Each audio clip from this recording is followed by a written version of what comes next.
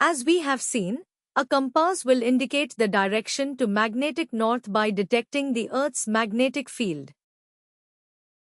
The Earth's magnetic field has a vertical element as well as a horizontal element, as depicted in the diagram.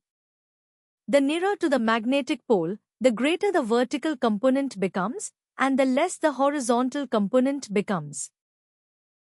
Eventually, at the pole, the vertical element becomes 90 degrees due to the magnetic pole being directly below the position.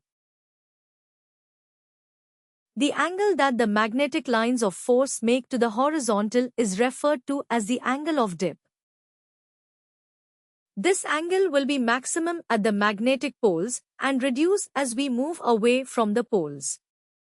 Approximately halfway between both magnetic poles, the angle of dip will be 0, as the component is all horizontal and the vertical element is nil.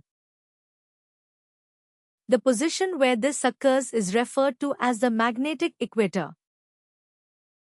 It is undesirable for a compass system to be influenced by the vertical element of the Earth's magnetic field, as this can induce errors.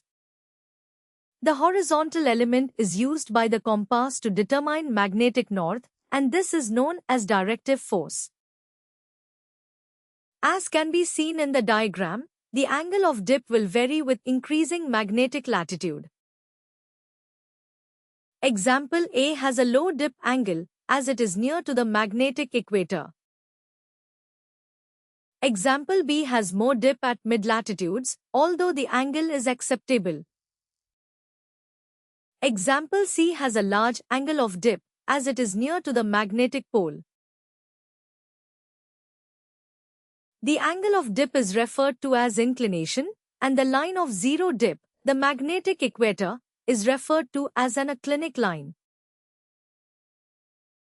The magnetic equator can be seen in the image on screen, together with lines of inclination over the Earth. Magnetic field strength is measured in microteslas. A general requirement for most compass systems is a field strength of at least 6 microteslas. The image seen here depicts the area around the North Pole, where the vertical element of the Earth's magnetic field is high, and the directive force can be below the 6 microteslas threshold. Compass systems generally use a method of pendulous suspension that ensures that the magnetic detector is as horizontal as possible and is therefore more effective in sensing the horizontal component. This is discussed in more detail later.